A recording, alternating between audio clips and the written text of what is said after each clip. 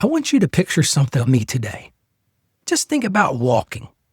You're just on an old country road, just open sky above you, this cool air all around you. You're just taking it all in, no rush, just moving step by step. Certainly not sprinting, no fireworks going on around you. Just steady forward movement. See, debt freedom isn't explosive. It's rhythmic. Are you trying diligently right now to pay off some debt? Truth is, for so many of us, debt is exhausting. Because it's not just math. When we really get under the covers, we realize it's months of saying no. It's watching friends move forward while you feel stuck. It's paying and still seeing that balance stare back at you every single month. And some days, the hardest part isn't the payment. It's the weariness. If you're right now doing the right things, but you're so tired in your soul, today's show is for you.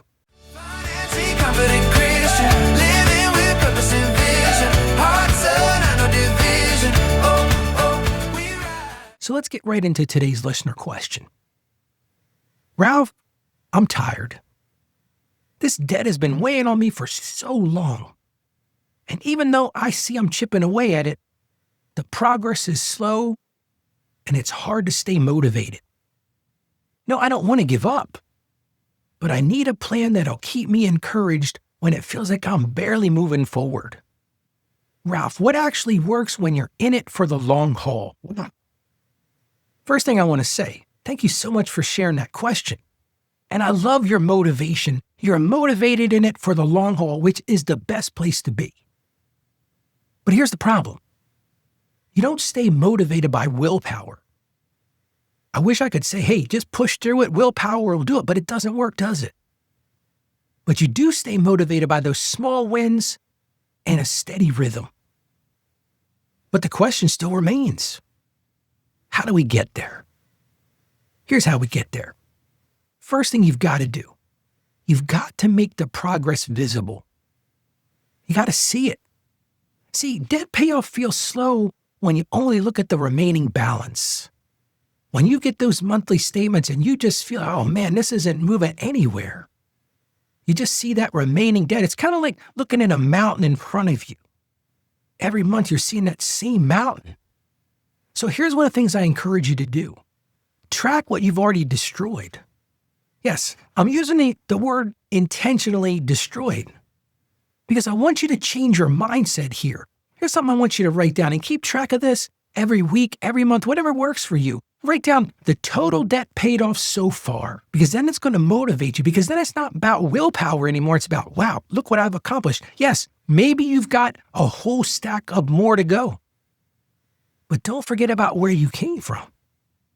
Put it where you can see it all the time. Because in so many of our lives, our brain needs evidence that the work is working. Here's another thing I want to encourage you to do, and I've seen people struggle with this. This is one of the biggest obstacles I see in my practice all the time. You got to pick one strategy and stop switching. The problem is you hear this guru talk about, well, maybe you try to do the snowball method and maybe that's not working for you, so you try to do the avalanche method. But here's the problem. Debt gets discouraging when you keep changing the plan. So pick an option. And I'm going to encourage you to pick an option and commit to it for 90 days. And we've talked about the snowball method where you take that small balance first and that gives you those fast emotional wins. We've also talked about the avalanche method where you really look at chipping away those highest interest rates first. It's the fastest when math wins. But right now, today, decide to pick one and commit to it for 90 days. Because that consistency is going to beat intensity when you're feeling low and you feel like you're not getting anywhere. Here's another pro tip. Add some mini milestones to the journey on purpose. I never forget when I was younger. I used to walk this annual walk for charity every year, and it was 18 miles long. Well, if I had started off and just said, well, I'm going to walk 18 miles, I would have probably never finished. But I knew every mile or two There was a checkpoint. I could get something to eat, I could get something to drink, and sort of celebrate my wins. And see, if you're in that debt payoff cycle, if your next debt payoff is 18 months away, your motivation's going to struggle. I'll give you another perfect example of this. Think of it like a diet. I've got 10 pounds to go and I'll have lost 200 pounds. For a lot of people, that's a person. But when I first started, I couldn't say to myself, hey, I've got to lose 200 pounds. I set milestones. I remember the first time my milestone was lose 5 pounds. And then once I lost those 5, I set another milestone. Now last year, I set a more aggressive milestone. I wanted to lose 70 pounds. And I did it. But listen, it didn't happen overnight. It was day in and day out, but I kept my motivation because I set those milestones. So do the same thing in your debt payment strategy. Maybe you set those milestones at every $500 pay or maybe every 10% reduced. Or maybe you line up those credit cards and every one that you knock out or get down to a certain number. Those are the milestones that matter. And celebrate with a planned budget reward. This isn't the time to splurge. Don't go run up that debt again, but make yourself a marker. Because just like that long walk or that diet, that long obedience needs mile markers so you can keep moving forward. But you've also got to build some reality into it. And that's what I call building in a fatigue plan for those hard months. Because guess what? If you're like all of us, you're going to have months where you're just tired. You're going to have those months where, man, it just seems like every time I turn around, another bill's coming in, the car's broken, insurance bill hit. So you've got to decide ahead of time what you're going to do when one of those hard months come. One of the things that I truly recommend is on those hard months, you still pay the minimum fees and maybe pick a number and add that as extra. I'm going to pay the minimum and I'm going to add $25 extra. Now, that might not be what you wanted to do. That might not fit into your long-term plan. But that keeps that habit alive. I know there are days when I'm dieting and I'm really watching what I eat and I just have to splurge a little bit.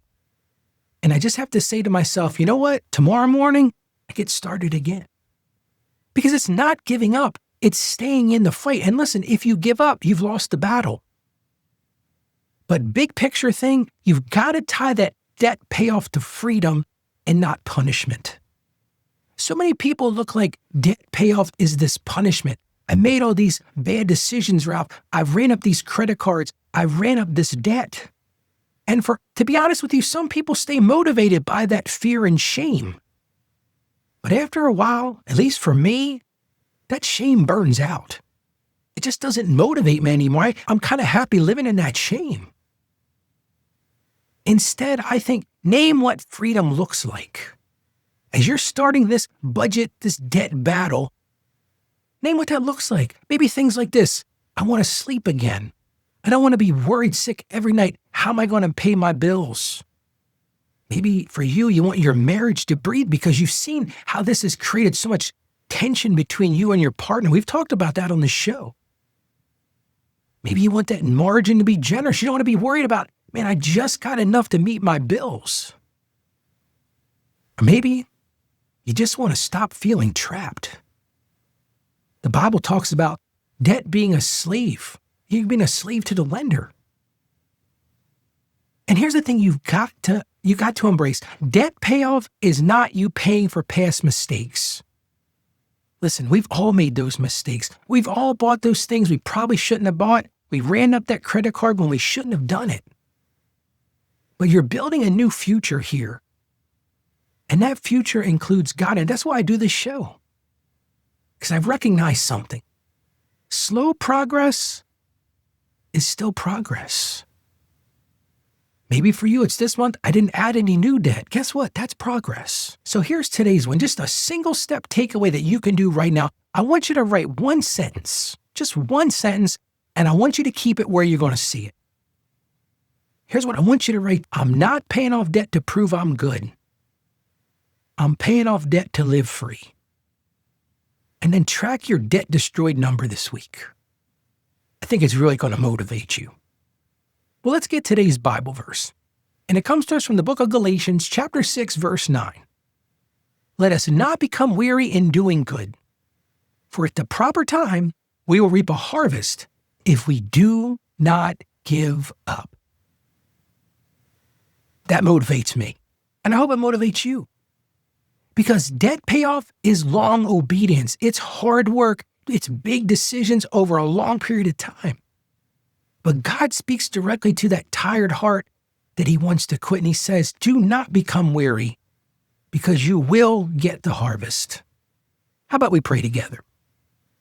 Father God, you see the weight this debt has carried. You see those sleepless nights, and you see the stress and the frustration and just the overall fatigue, Lord. And I ask right now that you strengthen my friend right now as wherever they're at. And not just financially, Lord, but emotionally and spiritually at the same time. And when that progress feels slow, we know it's going to feel slow at times, Lord, remind them that faithfulness matters. And as your word says, help them not to grow weary in doing good, but give them wisdom for the plan, Lord, and discipline for the rhythm, and bigger than that, encouragement for the long haul. And Lord, as they keep going, let that freedom come. Let it come little by little and then fully. And we ask this in Jesus' name. Amen. Friend, I want to remind you of something. You're doing a hard thing. You're not failing, you're fighting. And God honors the fight, and God honors those faithful steps. And if you've got a question you'd like me to answer on the show, I want to encourage you right now to send it to us. Go to financiallyconfidentchristian.com/question. I'm going to give you that again, and we'll put it in the show notes. It's financiallyconfidentchristian.com/question, because this show's all about answering your questions and helping you break that cycle of financial shame and truly live in confidence. So thank you so much for joining me today. Stay financially savvy. May God bless you, and you have a great day today. Financially confident Christian.